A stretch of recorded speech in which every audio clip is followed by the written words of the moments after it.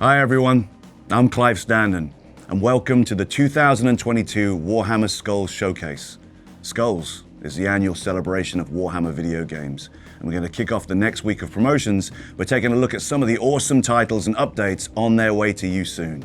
So sit back, strap in, with some world exclusives and premieres, and some extra special reveals.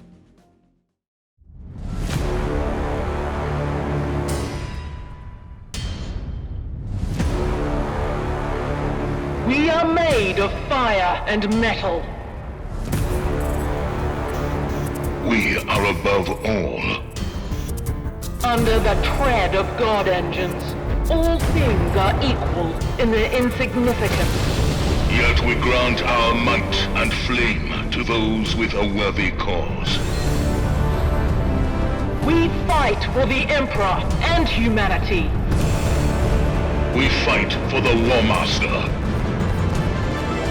The gods of war shall walk, and death shall follow with us.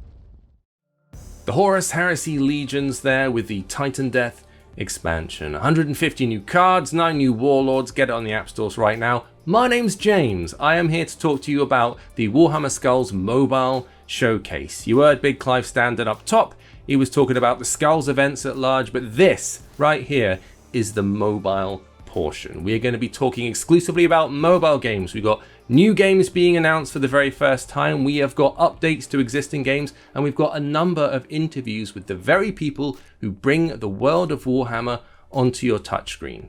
It's going to be great, stick around, enjoy what's coming up.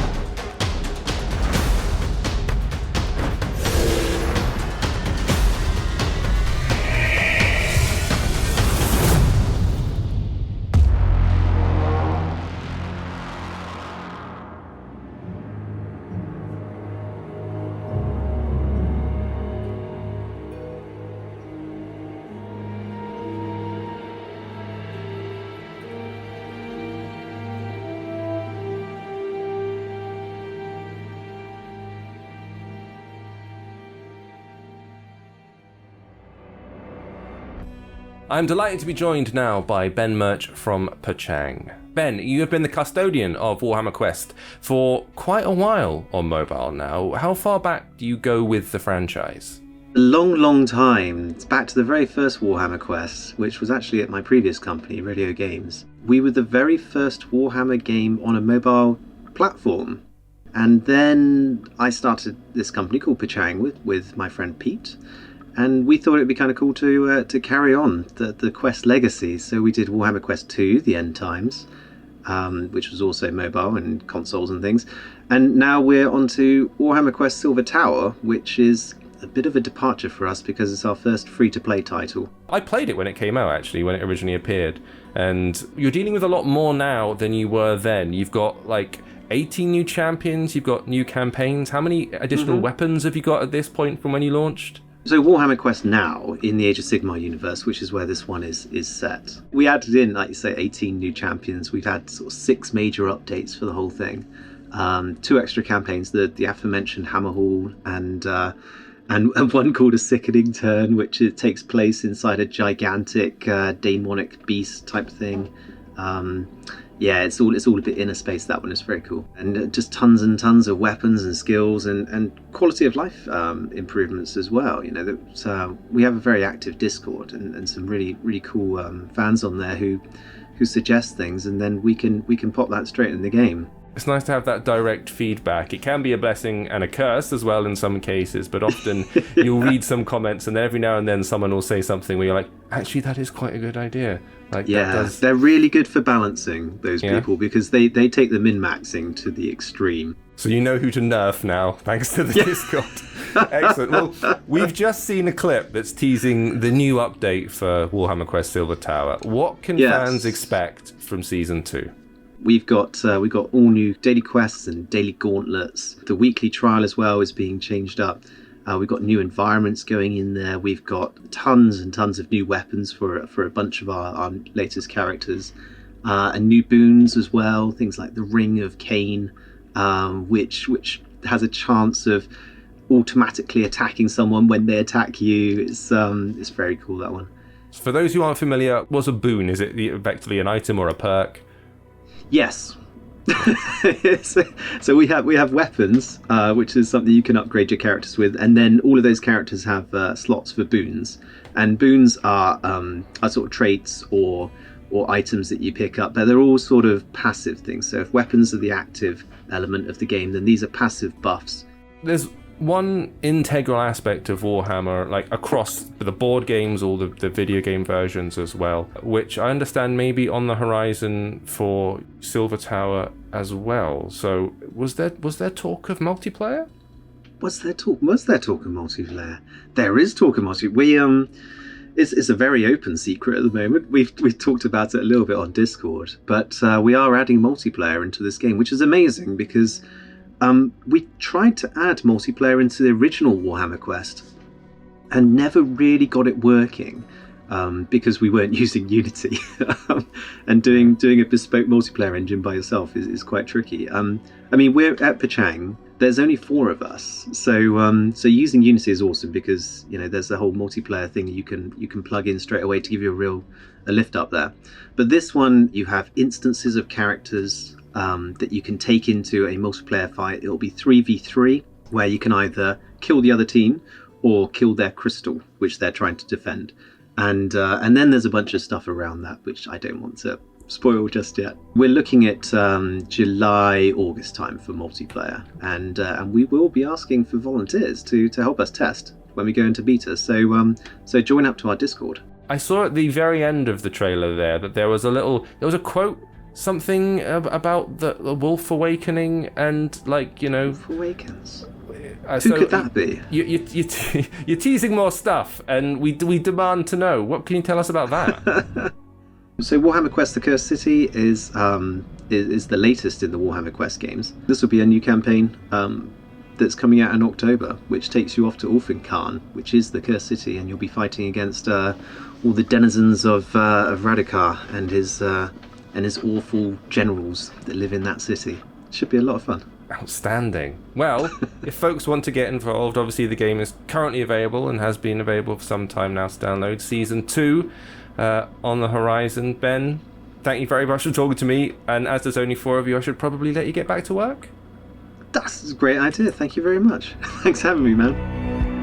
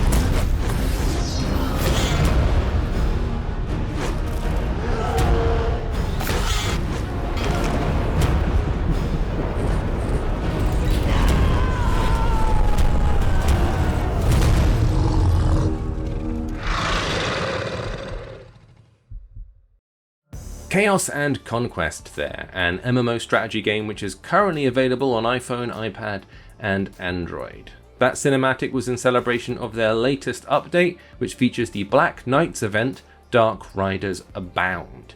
It also features a whole bunch of other events and a new hero with the surname Hammerstorm, arguably the most heroic surname anyone's ever come up with. If you want to check any of that out, it's all available on the app stores right now. Next, we talked to the team behind Lost Crusade, sent them a few questions, and they were good enough to get back to us.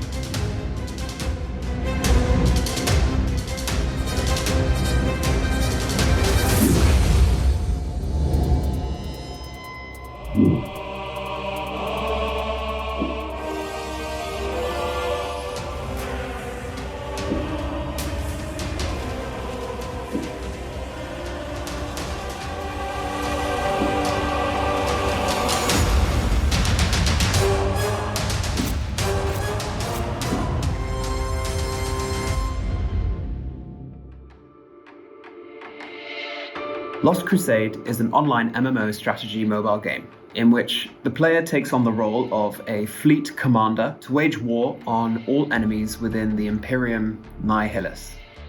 We went all out to add the classic elements that you would typically get in the live tabletop version of the game. Players need to configure their own dispatch teams, similar to building your own troops and army in Warhammer 40k. For example, you might build an army that includes both Primaris Intercessors and Dreadnoughts, as the Primaris Intercessors provide stable attack and defense capabilities, and the Dreadnoughts can enhance offensive capabilities.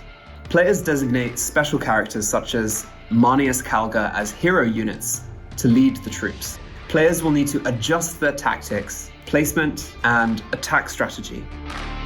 Each hero is designed to be completely unique. Using different leveling, skills, and gear development methods, the players can work on their heroes in their own way. The team strategy is based on the hero strategy, where players choose 3 heroes, Space Marines, and Titans to form a team. Through different matchmaking methods, you can combine a variety of teams that either complement or counter one another, which is also great fun for players.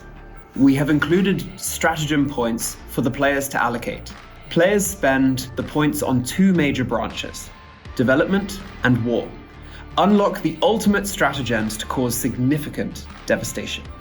Towards mid and late game, after achieving a certain level, alliance strategy will gradually become available to players. Players need to be in an alliance and work together with their allies to become the ultimate defender of their sector. There are also regular alliance events, such as the Augur Arrays, Chaos Invasion, and the Battle for Enyo, which are all alliance-based co-op gameplay modes that need the players to work together, plan everything out, and outsmart their enemies. At the later stage of the game, with the players being more familiarized with the alliance playstyle, that's when we'll introduce the Maelstrom Warzone. In the Maelstrom Warzone, all players from 8 sectors will enter the map and compete for the supremacy of the Maelstrom Warzone through a 2-month competition. This long-awaited gameplay has already been launched in the PBE and will be live soon, so stay tuned. From our first launch to today, we have updated the game over 30 times. A large part of this updated content actually comes from the feedback and suggestions of our players. Many players and fans have left their comments on whether or not there are alternatives to Ultramarines. We have decided to release 4 new chapters: Imperial Fists, the Raven Guards, the White Scars, and the Blood Angels. Next, we will soon be releasing the Dark Angels, the Space Wolves, and even more. I'd like to take this opportunity to thank the players and the fans for making their suggestions and feedback. Your support is our only motivation to move forward. And speaking of new content, in addition to the massive Maelstrom Warzone PvP event, we actually have a lot more releases, but unfortunately, I cannot mention them at this point in time. Thank you.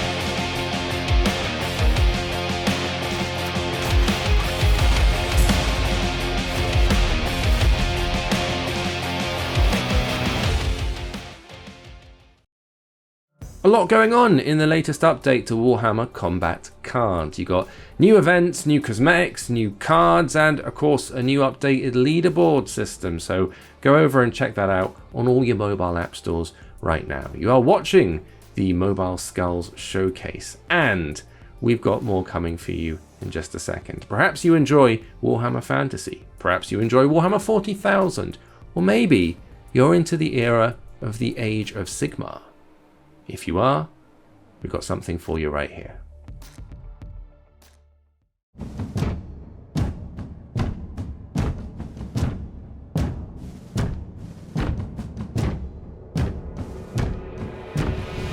In the realm of light, the balance of nature is stably preserved. But dark powers are lurking. Disease, pestilence, mutations. I think it is time to brighten up this battle.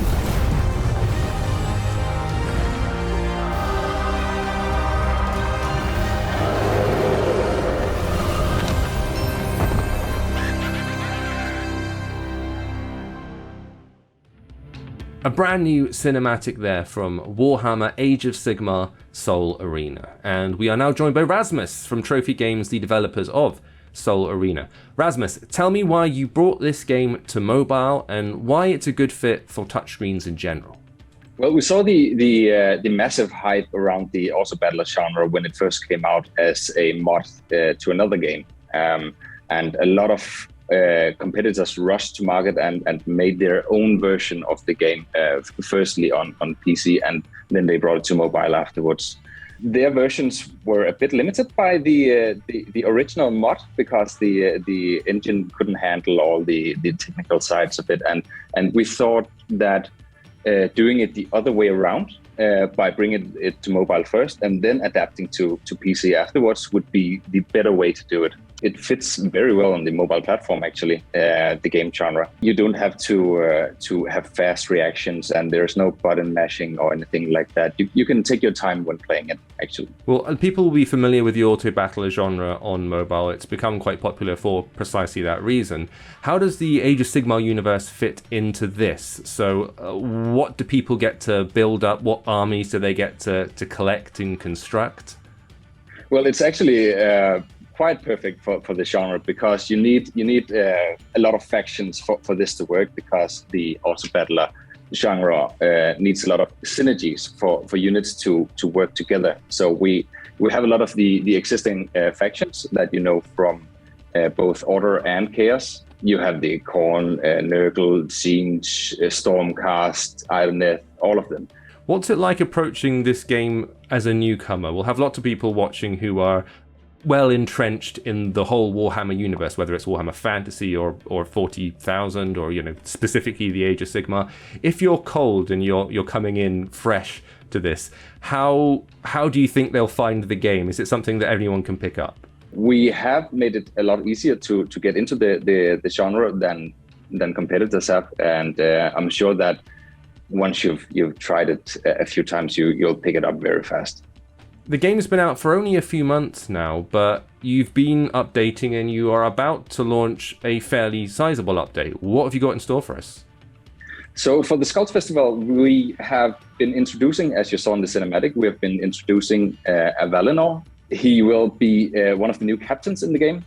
Captains function as a type of deck. They will determine your playstyle and how you play your matches. A Valinor will be more of a defensive captain, so you're going for the late game and you want to win the late game. We have another captain as well coming. With these new captains, we will be introducing the Lumineth faction as well, so you will be able to use some of the Lumineth units too later on. Besides this, we will implement a new progression system where you can upgrade all your units and all your captains as you play.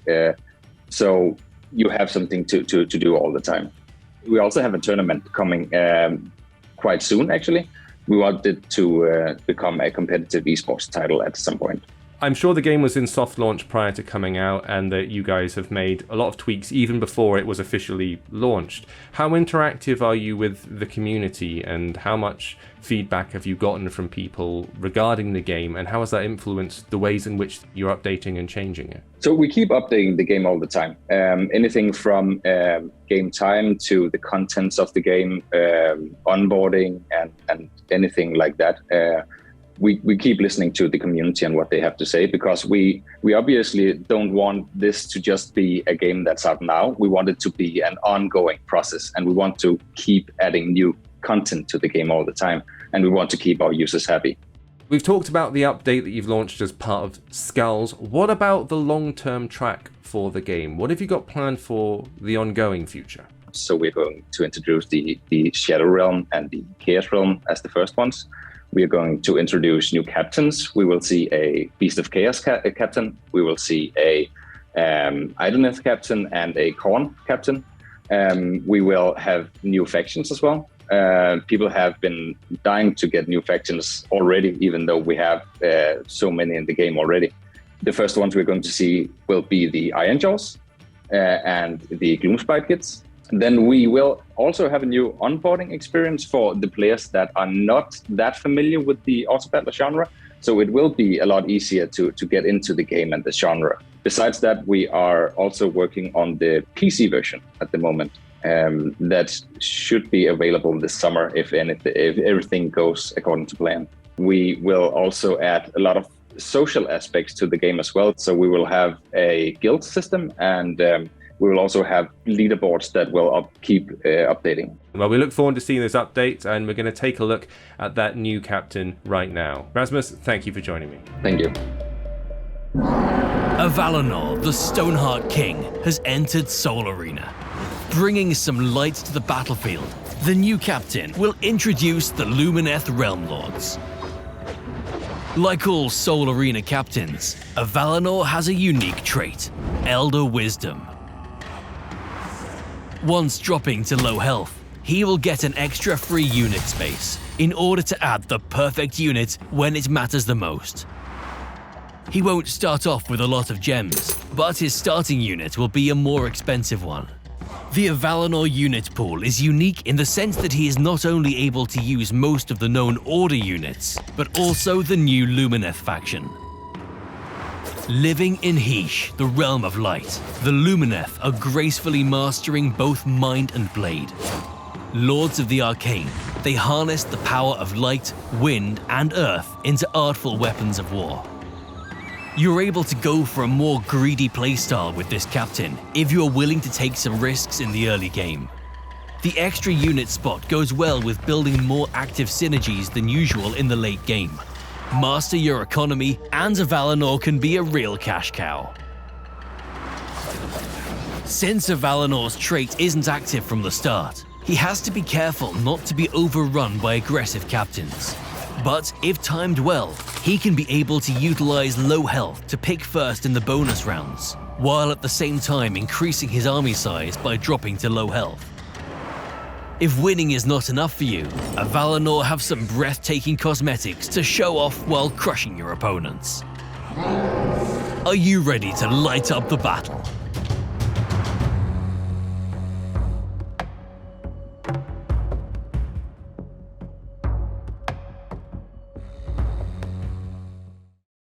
It's time, boys!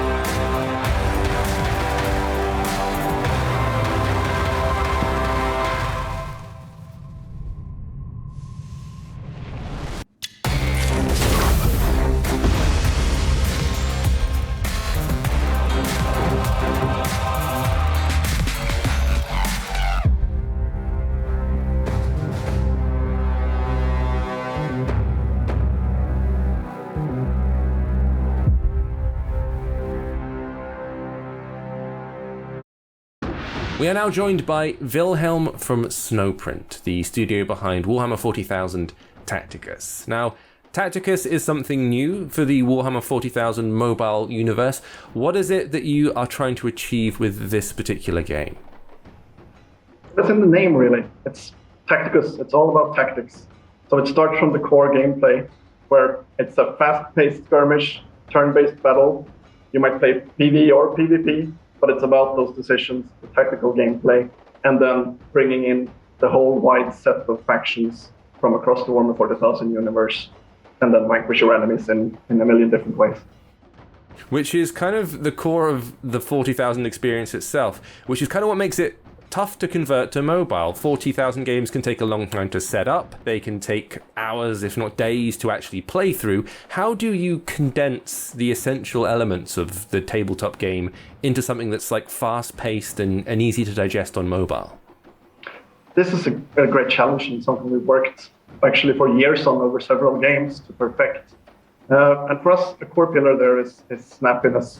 That's something we constantly talk about in-house. What we mean by that is that the game is playing at your pace. Turn-based is really perfect for the mobile platform because if you lose your attention for a moment, the game is waiting for you.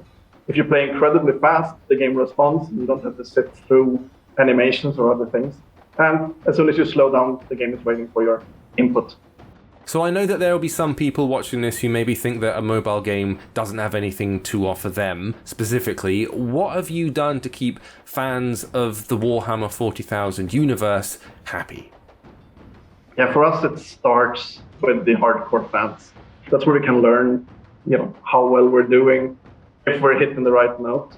And luckily we have a few long-time fans since the 90s in the team, so we have a first few voices there. Also, we went to Warhammer World in Nottingham, UK, actually, and just packed a van full of tablets and posters and T-shirts and stuff. And then we spent the weekend just, enjoying Warhammer World, of course, it was great to go there, but also talking to hardcore fans, tournament players there, having them play an early build on the tablet. And it was really great to get their feedback and get their input and also get the first validation actually that we're going in the right direction. We spent a lot of time getting the characters right, doing them justice, and also it's been great working closely with Games Workshop there to make sure we get actually every detail right while perfecting it for mobile. I've heard you talk about this before as like almost like a place to sample different units, because when I started out, I was playing a Tyranid army, and as we all know, it requires time and investment and money to be able to buy it, and you can't necessarily have all the armies at your disposal. This is the kind of a way that you get to try out all the different factions, is that fair? Yeah, you could say that, definitely. You're starting out pretty narrow, of course, as you getting into the game, and then it opens up more and more. And we're trying to represent each faction really, really well. We've had great cooperation, great support by Games Workshop proper to get it just right, get all the little details and the lore bits correct. But also we're trying to make both the universe and the gameplay attractive and approachable for a little bit of a wider audience, not just the hardcore fans where it all starts from, but also potential other players that maybe haven't opened up to the Warhammer 40,000 universe before, or maybe where the threshold has been so high that it's difficult to enter. And now you can just jump in and start small and then expand from there. And play your friends' armies. You said you've got multiplayer built right into the core of this game from launch, and that you're launching with PvP from day one. Is that right? Yeah, that's correct. That's something we're developing right now, and we're really excited about it. So we start out Tacticus as more of a PvE game, a little bit similar when it comes to the structure and the feature set as some of the other top mobile strategy games that you've seen out there, with various game modes, the linear campaign. We have something called Salvage Run, where it's more about, it's more puzzly, and you're trying to pick up a lot of loot from rots and orcs running around. But, of course, Warhammer 40,000 has always been about turn-based, actual PvP between players. We felt it wouldn't be complete without that. So we're not centering the game around it. We have all these other game modes, and there's so much to do in the game. But if you want to test your mettle against your friends or enemies, then the synchronous PvP is there, where you can really let the best tactician win.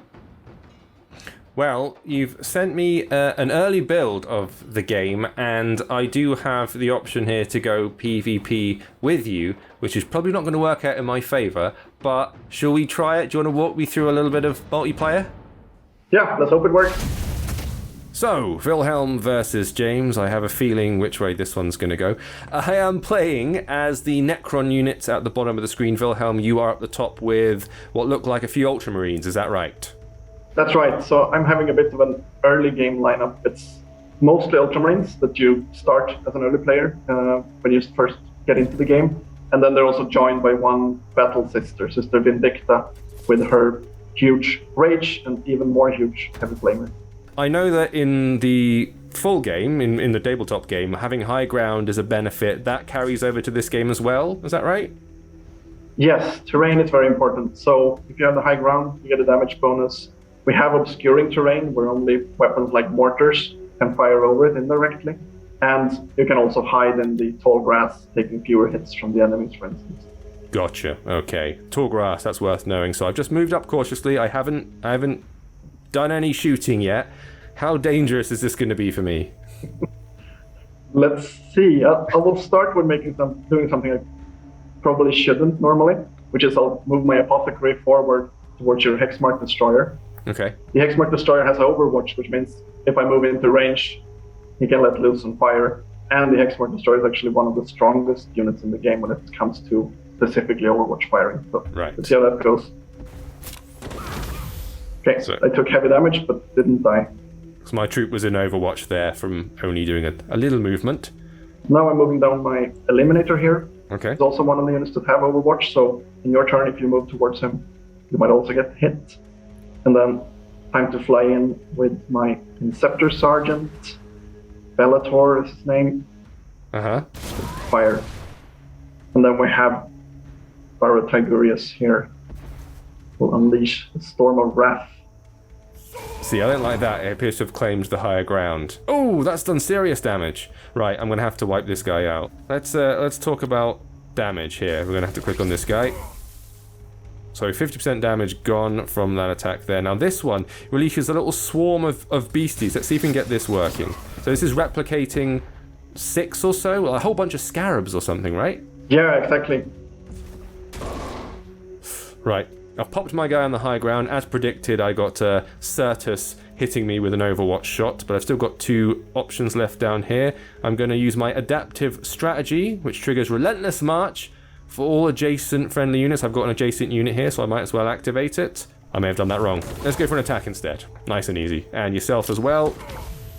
2 shots there, gone off. And I don't think... I can take another shot here.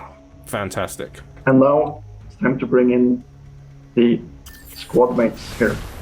Right, this is an additional power for your man, where you can bring in these 2 characters who aren't controlled by you. These guys just start fighting automatically, right? Yeah, internally we call it summons, and that's a way for us to bring in more of the rank and file troops into the game. Let's unleash some fire here on these boasters. Oofed. Oofed! That was an insta-kill. That one too, maybe? Aleph Null stood his ground, I'm pleased to say. At least a little bit of resistance there. And it looks like you've buffed... What was that? What was that buff you just did? Yeah, the Apothecary came in and just healed up a little bit. I only have 1 unit that can do it, but the Necrons, they tend to get a lot of hit points back, actually. You can see it happening at the start of your turn there. Okay. Ah yes, we get a little bit of a boost. Now luckily my Scarabs, they're attacking automatically. I think we're gonna need to nerf those. No, don't you dare nerf those. They're exactly as strong as they need to be. I'm not having this. So I'm going to try my Resurrection Orb. I've got my... There we go, 3 additional Necron units like I did before. That was super useful. We're going to go with a straight up... Can I attack? Yeah, straight up attack onto your dude here who is... Oh, tanking it. Go. Yes! Taking him out. Beautiful. That's what we want. And finally, we're going to run with a multi-threat eliminator. Fires all 6 Enmetic disintegrator pistols into a single target. Yeah, alright. Go on then. That'll do nicely. I don't have much left. I felt like many of my Marines went down a little bit too quickly. Still salvaged it. Your autopilot guy is still going. Ooh, my Necrons are doing the Lord's work. Could I actually pull a win out of the bag? Well, I'm barely making a dent in your guy down here. That's insane. I'm gonna go for a attack right here, and then I think we're turning over to you. And I only have my Inceptor Sergeant is the only one that I can still move. The other guys. Squad is with him, so. Automatic, isn't he? Yeah. Right, I'm gonna try and take a step back so I can do some damage. Same thing with my Necron dudes, those excellent other folks who are just running around of their own volition. Let's go for the shot. This guy is sturdy. I think I need to take a step back. I forget who needs to be at range. You go over here. I might still win this. You can still pull this back. Well... Oh, yeah. I'm going to put that down to extraordinary beginner's luck there. I got a couple of lucky shots then, I think, that took some folks out in devastating fashion. I dare say I enjoyed that. But maybe it would have felt different if I lose. If other people want to get involved with this, when can the rest of the world start playing this game? Yeah, we're working hard on completing the last pieces for a worldwide release. It's happening sometime this year, not too far away. Game development is game development, so we don't want to say the exact date already. But what has already happened as of today is that the pre-registration campaign is open. So you can head over to tacticusgame.com and then you find all the information there. So head over and pre-register if you want to get your hands on it first. Wilhelm, thank you so much for talking to me today and showing me the game. All the best with the launch. Thank you. A huge thank you to Wilhelm and the whole team behind Warhammer Tacticus for showing us the game and letting me win a game live on the internet, which was kind of them. Unfortunately, we are nearly at the end of this show. Thank you to everybody who joined us for the Warhammer Skulls Mobile Showcase, but we would not leave you without one last exclusive reveal. Thank you for watching. We will see you next time. The galaxy is merciless. As life reached to conquer the stars, foes appeared at the turn of every corner. And many found themselves racing against the relentless march of oblivion. From the sons of a torn empire, brought low by heresy and treason, to the wandering children of the stars, makers of their own undoing. Those who broke their own gods and forged a path to eternity. And the spawn of savagery, hungry only for more battle. When life turns against itself and unforgiving devastation seeks to prey upon existence, who will withstand the whims of fate?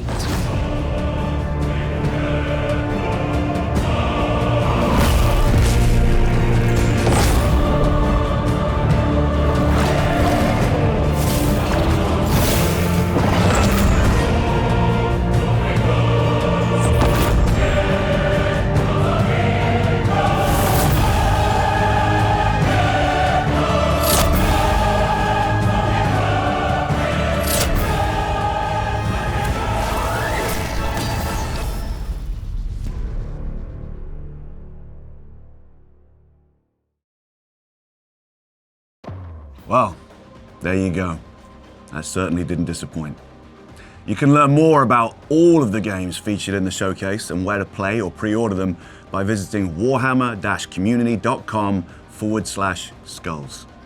And while you're there, don't forget to check out all of the Warhammer video games that are running promotions for the next week.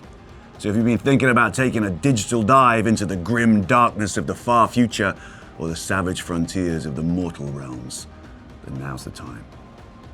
Thanks for watching.